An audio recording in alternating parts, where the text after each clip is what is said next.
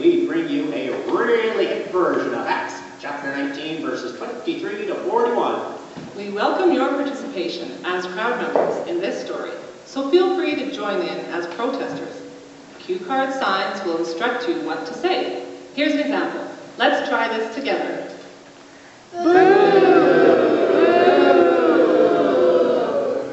Just don't get too carried away, as we haven't alerted the riot police to be on standby. Okay, now listen up as we get the story going. Paul had been preaching in the city of Ephesus for over 2 years. That's one long sermon. He introduced many people to Jesus and the Holy Spirit and baptized new disciples. He was also given the power to do many miracles and heal people. Ta-da! Many Jews and Greeks in the area heard about Jesus and were amazed. That's amazing. People admitted their wrongs and burned their books of magic. That was one gigantic and rather expensive campfire. While all this was going on, a silversmith named Demetrius got very upset.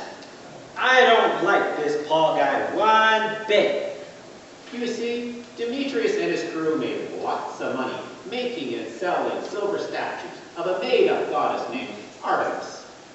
In fact, Ephesus was famous for its temple of Artemis, with its tall white marble columns.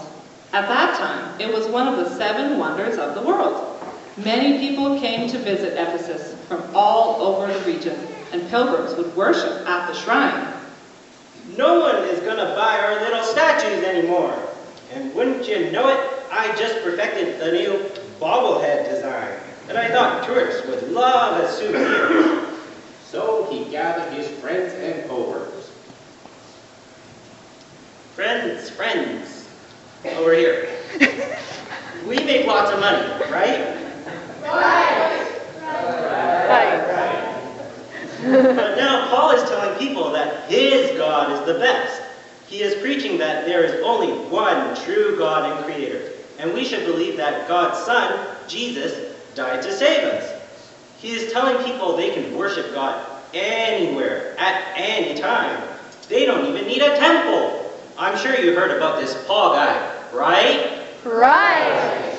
And realize a lot of people are believing what he's saying, right? Right. And people might stop coming to worship our goddess, right? Right. And they might stop buying our little silver statues. Right.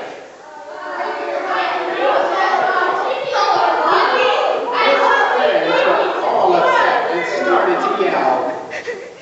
Artemis of Ephesus is the great goddess. Artemis of Ephesus is the great goddess. They grabbed 2 of Paul's friends and rushed into the stadium. Paul wanted to calm things down, but his friends held him back. Paul said, "Let me in there. I'll quiet the crowd." His friends said, "No, Paul, it's too dangerous." Artemis of Ephesus is the great goddess. Artemis of Ephesus is the great goddess. Some people were yelling one thing, One thing. and others were yelling something else. Boogie, boogie, boogie. Anyway, most of the people there didn't even know what was going on. We don't know what's going on here. But the friends of Demetrius kept right on yelling. Artemis of Ephesus is the great goddess. Artemis of Ephesus is the great goddess. The whole town was there. Everything was getting out of control. Until finally, a man named Alexander went up on stage.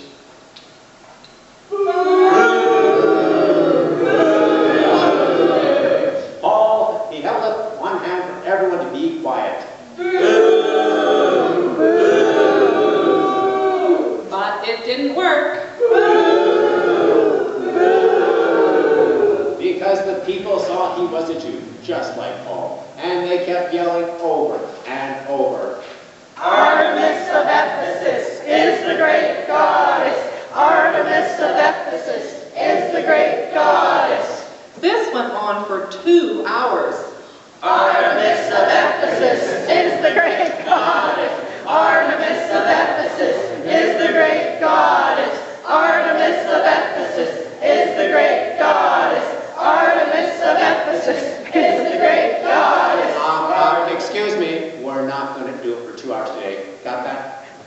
Finally, one of the town leaders calmed everyone down. Quiet, everyone. Calm down. Let me say something. Everyone knows that we're the ones who care for the temple of Artemis. Artemis of Ephesus is the great goddess. Artemis of Ephesus is the great goddess. Yeah, so I've heard. These men haven't stolen anything, right? Right. They haven't robbed you, right? Right. They haven't even made fun of our goddess, right?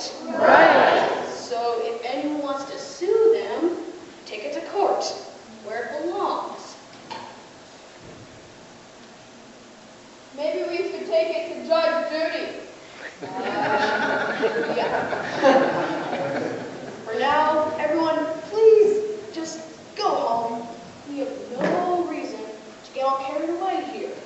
We don't want to start a riot and get in trouble with the Roman authorities, do we? No.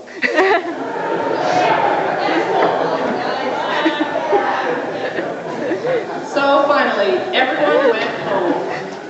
Phew, it's amazing that no one got hurt in that riot. No kidding.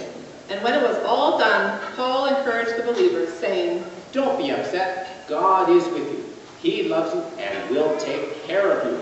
My time in Ephesus has come to an end. Macedonia is calling. Goodbye, my friends. Adios, amigos. Well, that doesn't sound Greek to me. Anyways, Paul knew the good news of God's love and forgiveness would not always be accepted by everyone, because it meant people had to give up their old ways. Many people would ignore him. Others would get upset with his message of hope and choose to reject God. Some would try to harm Paul and his Christian friends. However, Paul knew he had to keep on going with the mission Jesus had for him. His testimony stood the test in Ephesus as he lived with integrity and spoke with respect while sharing his faith.